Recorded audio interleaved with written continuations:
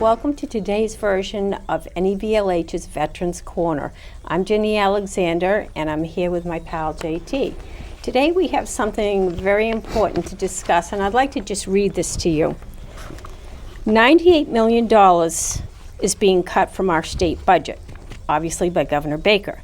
1.9 has been cut for mental health, drug and alcohol addiction. That's for Massachusetts. $440,000 is Lawrence's share of that. In other words, we're going to be losing that much money in our programs, our nonprofits that have to do with the addiction and alcohol. Yeah, so mental illness, and yeah. I'm sure you know that we can't afford this. However, there can be solutions. Absolutely. And we're here to talk about those solutions today. So I'm going to turn this over to JT, and can you just... Can I get that back? You can have this back. Thank you very much. Thank you for sharing notes. We share. We do. All the time. Again, it's been a while since so thank you very much for hosting this. This is a very controversial, I guess, topic for many. A lot of people don't want to talk about it. A lot of people do. The budget cut that you were just talking about, it's going to happen, regardless, how you slice. It's going to happen, and I don't blame really Governor Baker. I really don't. I mean, he's a steward of our money, taxpayers' money, and he has to balance his books at the end of the year. And if there's, unnecessary spending in areas, it's like any CEO, any president, chairman. At the end of the year, you got to come up with your annual budget. And those are the times where you see where you may spend too much that you shouldn't spend at, or maybe you didn't spend enough. So I get it. I really do. I wish it didn't have to go down that route, but unfortunately, we're in a state right now that he has to dot his I's and cross his T's in order to be, in order for this state to continue to be. In the upward mobility type of economy that's going on in the state of Massachusetts. But with that said, this is not a time for panic. This is not a time like, oh, I told you so. It's not a time of pointing fingers or discrediting anybody.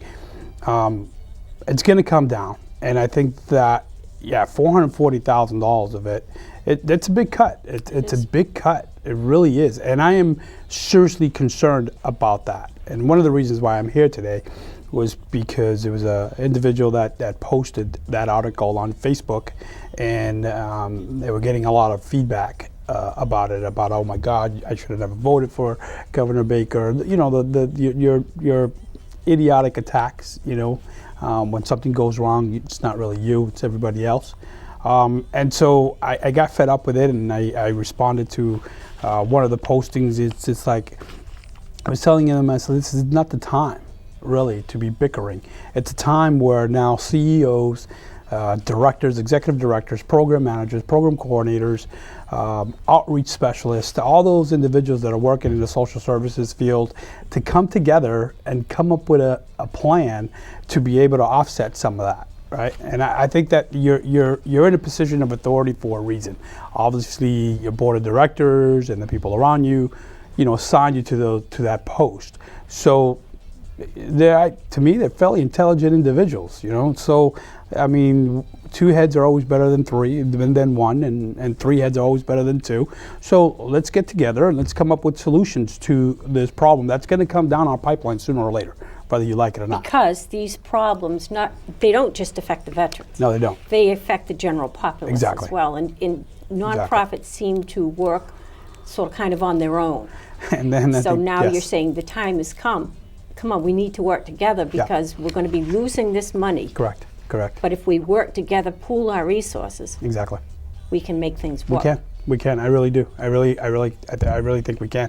And this is not the time where not just one single organization needs to be the white Trojan horse in the room. I think this is about collaboration, sharing your resources at this junction right now where we're at, because we really don't have a choice, really. It affects my veterans just as much as it affects the civilian sector. And I'm willing to collaborate and partner up with any other nonprofit agencies out there that are not specifically geared to provide for veteran services, but they do provide services for addiction or alcohol or mental health. Because mental health, again, and addiction and alcohol, it's colorblind. And it doesn't have borders. It just doesn't affect the affluent locations, or it just doesn't affect the lower socioeconomic areas. It has no border, has no color, so everyone is affected by this. And we need to get off our high horse and just say, okay, let's just come together for the better good of the community. And I think that one of the ways we could start that is collaborating. If I have it and you don't have it, and I have the resources, let me help you. If you have it and I don't have it, and I need that specific resource, then help me. I mean, if you keep it in the community, it's just going to keep going around, and it's only at the end of the day, it's smart business, right? Look at it; it's just smart business, because you'll be serving anyway. Your company will still be sustainable, and most importantly, you'll still be providing the services to the individuals that need it the most. Right, so we really got to come together. This is not really the time, really, for to split hairs on this, because this is a serious issue. The epidemic, man, and the of use of drugs in this country has getting to a point that if we don't start doing something about it, and I'd hate to see what the next 10 years. As along with all these other new drugs that are coming along. Florida just posted up not too long ago some type of new drug that they're using for like horse tranquilizers, and now they're mixing that, and there's been about 50 deaths already in the Florida with that. Fentanyl, you know, that they're using this drug everywhere if you look at it, right? And they're mixing that with heroin. So it's time really for us to come together, come up and, you know, share some of our data, because it's another thing, you know, people don't want to lose their funding, or they don't want to share that data because, you know, it might benefit another organization versus their own. So it's idiotic, actually. Question though, can you be working with the local police departments too?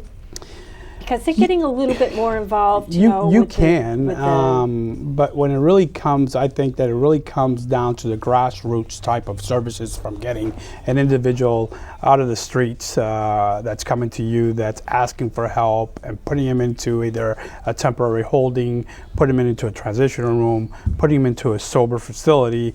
It really falls back on a lot of nonprofits around here. Bethune Police Department, they have the community care specialist, and I'm sure I'm butchering her last name, but Jennifer Burns and Chief Joe Solomon in Bethune Police Department have a pretty good program going on, and I'm hoping that we could make some contacts with other officers here in the city of Lawrence, Chief, and maybe bring us together and see if we could share some of those or adopt some of those ideas, because we're not here to reinvent the wheel. If they have a program in place and it's working, let's just go and talk to them and say, okay, what's reasonable, what makes sense right now? Let's just think logically for a second. Why go out there and reinvent the wheel when someone has already a proven model?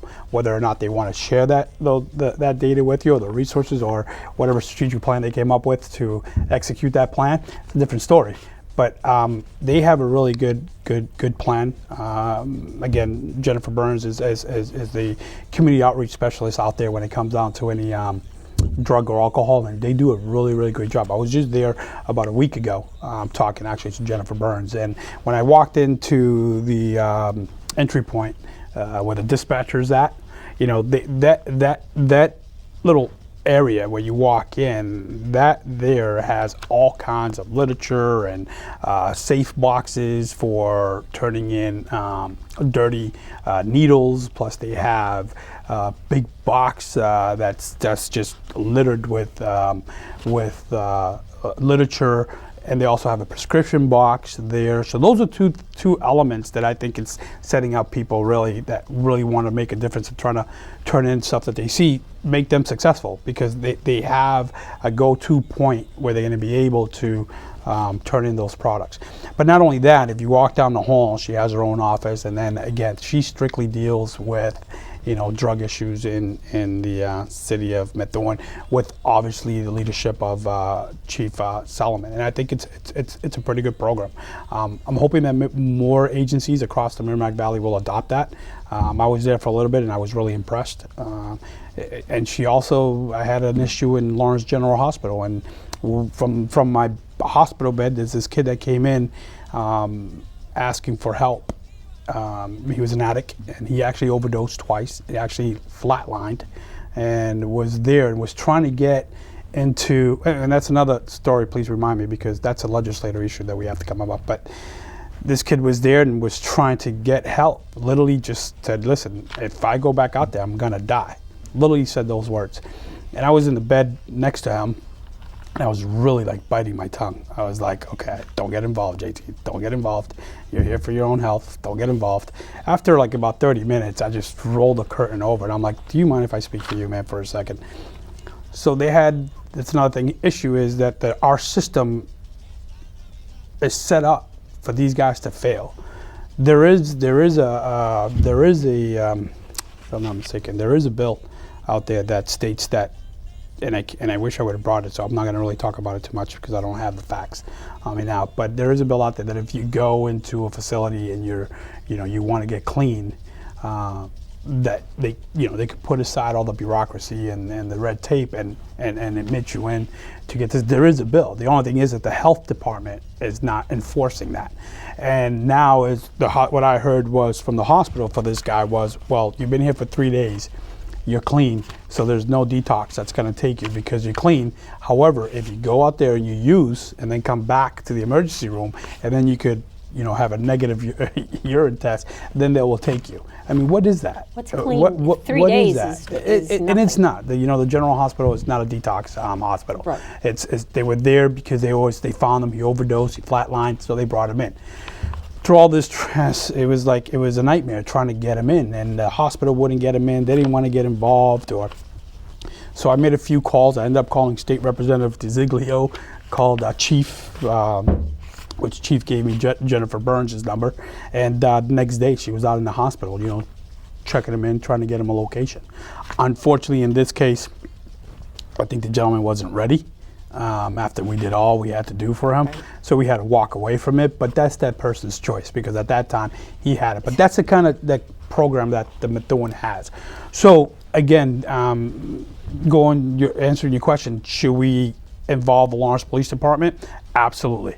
They have boots on ground.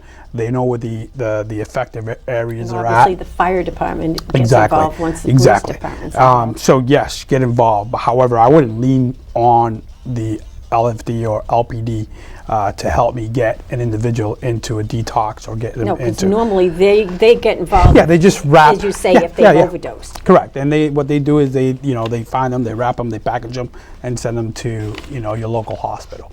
So.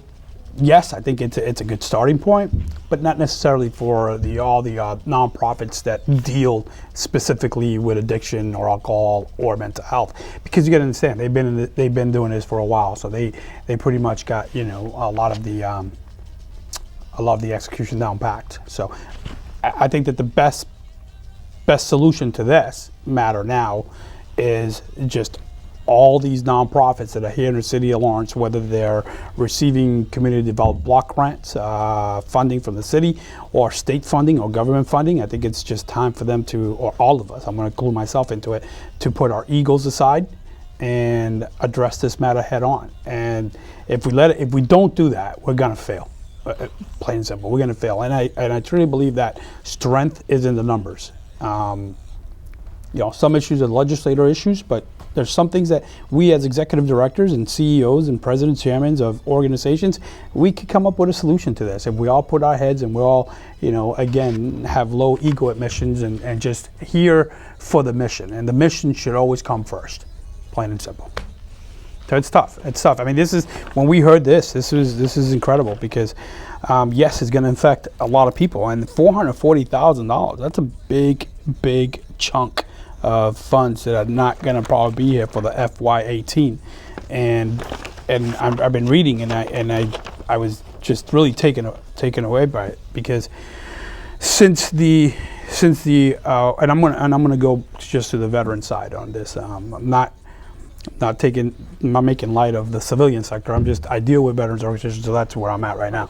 So the use of prescriptions in the VA since the start of the war has gone up almost 270%. 270%, that's huge. So what happens, like some of those main prescriptions are, like Vicodin, Oxycontin, Methadone, what's the other one? Morphine, What happens into a point when these gentlemen, they go in there and that medication comes to, it peaks and they're no longer gonna upgrade your milligrams or whatnot to resolve whatever issues you might have, whether it's pain, whether it's mental, whether it's problem with sleeping. So what are they gonna do? What are they gonna do? They're gonna go outside and they're gonna go after those other drugs. They're gonna go after the heroin. They're gonna go after the fentanyl. They're gonna go after all the other organizations. And that's when your problem is gonna get so much larger and it's gonna get out of control. Can I sit here really with a straight face and tell you that we're gonna eradicate the use of drugs? It's never gonna happen. So if any politician goes out there and tells you that's gonna happen, all they're doing is blowing hot air out of their mouth. Can I tell you that we could slow it down? Yeah, I think we can. I think with good implementations in place, good strategic plan, talking and gathering information from the subject matter experts in this field, which again, Jennifer Burns, Karina Papalato, that's been dealing with this issue in all our organizations, New Beginnings, all those individuals. I absolutely think we could slow it down. Same thing with homelessness, right? Are we going to eradicate homelessness? No, I don't think we are. And if there's politicians out there that tell you it's going to happen, again, they're full of malarkey and they're just full of hot air. But can we, as leaders in our community, can we come up with a better plan to slow down that? Absolutely. I really, really do think. But it's not going to happen until we all just put our egos aside and come in together for the better of the cause, which is the mission at hand. And the mission at hand is to be able to get these individuals the help they need when they need it and not when it's dictated to them. And that's the problem that I'm seeing a lot. And again, that's a legislator issue, which we're working right now with Representative DeZiglio, and we're trying to write up a bill that's going to hopefully help some of that. I don't think it's going to help a lot of it, but it should help some. And that's a start, right? So hopefully, again, this is just about coming here right now and just really playing to everybody and just saying, enough is enough. I mean, let's get together. Let's really work at this. I mean, we can't always depend on the state government, the local government, or the federal government. We have to take responsibility for our own as well. Mayor Dan Rivera has a lot going on in this city right now and running for re-election again. But do we have to put it on his shoulder all the time? No. That's why we're leaders in this community. I mean, we should come up with some solutions with no problem to this problem. We're not always going to go bring this to our city council, and say this is the problem. Yeah, they're there. They're our liaison to probably help get more funding for this and continue to fight so that we don't lose this funding. But I mean, that's why we're executive directors and presidents and CEOs. It's our job to come up with these solutions to these very complex matters, right? And if you're not willing to do it, then you know what? Get the hell out of the way. And get somebody in there that really sincerely cares for the well-being of others and wants to make a difference in the community. If not, don't just sit there to feather your own nest and do this on, for your photo op opportunities and then go and blast it on Facebook. Like, what is that going to do? I'm wondering if we recognized more of the mental health issues. Yeah. To begin with, that would decrease the drug addiction. Yeah. Well, because it seems to me that the mental health issues is the key. Sure. Especially in veterans. I really agree. I agree with you 100% because to address that, you got to look at it. If you're looking at it from here, I'm looking at some stats from 2003 all the way up to 2014. There was about 56% increase of veterans seeking treatment for alcoholism, right? So that's an issue alone. That's 56% of the veterans out there. I'm not. Why? Yeah, well, Are they this not is some of the being- issues is that the study shows that the relationship between PTSD and drug use, in both civilian and military population, more than 2 out of 10 veterans with PTSD also have a drug problem. War veterans with PTSD and alcohol problems tend to be binge drinkers. And in many cases, it's because of the response to the memories of the combat trauma, right? They want to just go ahead and black out and Right, forget and you about can it, right? understand that, but Yeah, I do. if you get them, if you can get them into some sort of therapy, can't that be beneficial? It can. It really can. I mean, a lot of the things, based on what I've been reading and on my own, based on my own knowledge, is that a lot of the drug use or alcohol use really starts. You know, when you get back home, you have these flashbacks, or you have memory problems, you have low self-esteem, that hopelessness, that, my God, why did he die and I didn't? You know, relationship problems, money problems, you know, aggression towards others, because you've been in that environment for so long, right, that you have to be. It's either do or die. You know, they self-destruct. They self-destruct because they want all that stuff to go away. So what's the easiest way, you know, to forget about that? And start drinking. And if that doesn't work, well, then start doing drugs. And a lot of times it starts, the mental health issues, what starts a lot of the veterans into a, you know, spiral out of control.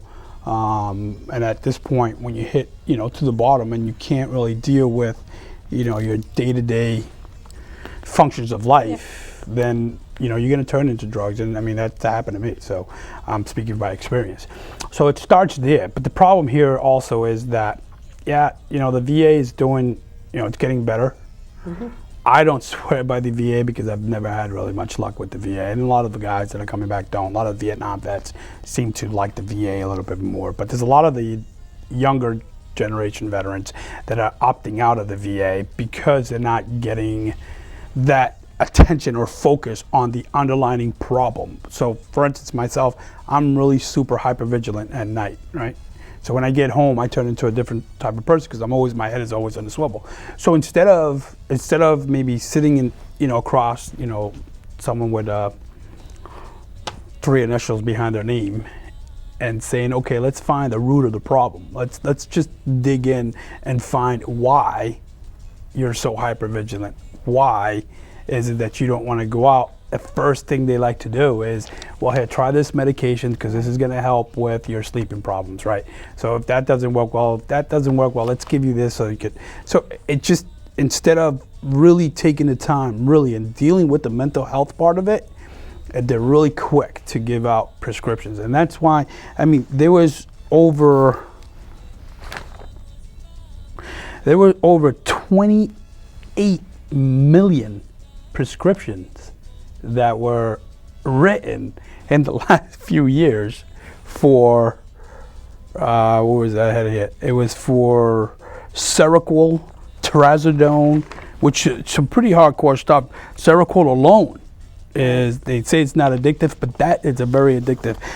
Morphine, Xanax, oxycodone, But I had one on there that surprised me, Lunesta. Lunesta, I always Ambient, thought, you know, they advertise that on Yeah. TV. Oh, do you want to Yeah. sleep and be able to get up the Yeah, next morning? that's just bold. That's just bold. But when they put it I was on a list like Ambient. that, a heavy-duty Yeah, drugs. well, Seroquel was the only thing that was really working for me for sleeping. What happens is like someone that has hypervigilance, you can't treat with a sleeping pill, because what happens is that mindset is that you don't want to fall asleep. That's what you don't want to do. You want to stay aware and alert, so that you could catch anything that might be coming through the door. So when you have that in the back of your mind and it's fighting, the really only time really you sleep is when you're knocked out because of the effects of the medication. But as you know, a lot of medications probably last 3 or 4 hours, and then so now you're back up and alert. So what do you do then? What do a lot of veterans do again? Well, I'm going to take another pill so that I can get another 3 hours. So it's a broken up sleep, but it's forced on you, right? So treating it with a sleeping pill, I think is like the worst thing ever, because I was taking Seroquel for a while. It was knocking me out. Great. 3 hours later, I'm up. So now what do? Do I take another pill and then sleep another 3 hours and don't know what time I get up? Because you're not going to get up really feeling refreshed or that you got a good night's sleep. You're seriously going to get up all groggy. And so I didn't want to deal with that anymore, because that I couldn't sleep without that. Right.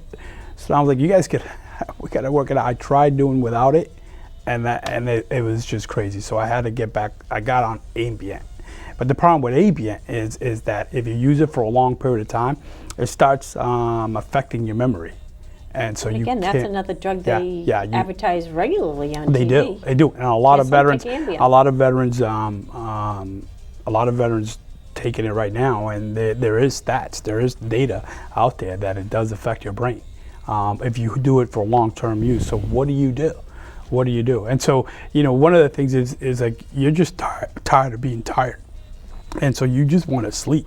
At kind of a point, you don't want to use the drugs. But it comes to a point that a lot of the veterans out there want to sleep. And so they break down, and people probably say, well, that's weak. That's not weak. You be in their shoes and walk in their shoes for a day. Not even their shoes, just walk in their minds for a day. And then you come and tell me whether or not you need some aid to try to help you. Yes, you do. So what happens then when they start getting all to?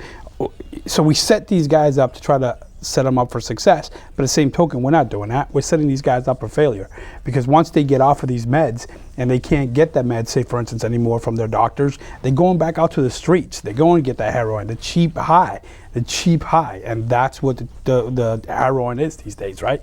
You can buy, I think, a little bag nowadays for like $3 or $5. So who's not going to do that? And so that's where we need to really start concentrating. Is yes, let's find the root of the problem, which is, like you said, you hit it, I think, right on the nail, is let's address the mental issue first. If it's not the mental issue, then we know it's an addiction issue. Okay, well, let's analyze that and address that way.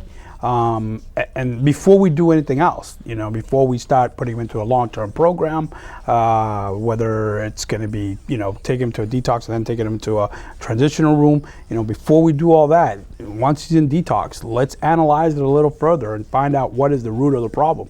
Is it a mental health issue, or is it just actually an addiction?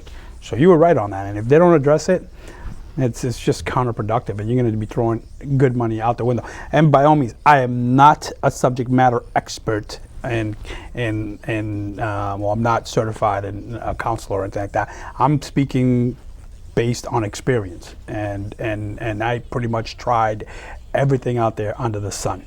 And through the grace of God on my own, I'm finding other ways that I could cope with what I'm dealing with and find other coping mechanisms, and that's not going to happen overnight. And so cutting this funding cut here, it's going to affect a lot of people. I mean, with 10 grand that I get, I could provide services or mental health or addiction, alcohol or drug counseling to maybe about 50 veterans. So this year now I'm cutting it from 10 grand to 5 grand. So now I just cut my load in half, but I have to do that. I have no choice. Right, so this is the perfect time, because we're running out of time, to put the plea out there for all of the nonprofits that are in these areas. Let's work together and see what kind of solution that we can come up with, because it's very necessary. For everybody. For everybody, not just veterans, but for everybody out on the street that has an addiction problem, and I like to think that you have to have some sort of mental issue to get into addiction. I believe that. Yeah, I really do believe that. That's a simple way of putting it. It may be an overstatement, but nobody in their right mind wants to go on drugs. I'm sorry. No. So, there's going to be always an underlying problem to that, an issue to that. And so some people are stronger than others, and do we fault them for that? No, we don't know what's going on in their life, so don't judge. You never know what's going to happen. Don't judge. But that being said, we're going to explore this issue more deeply in another show.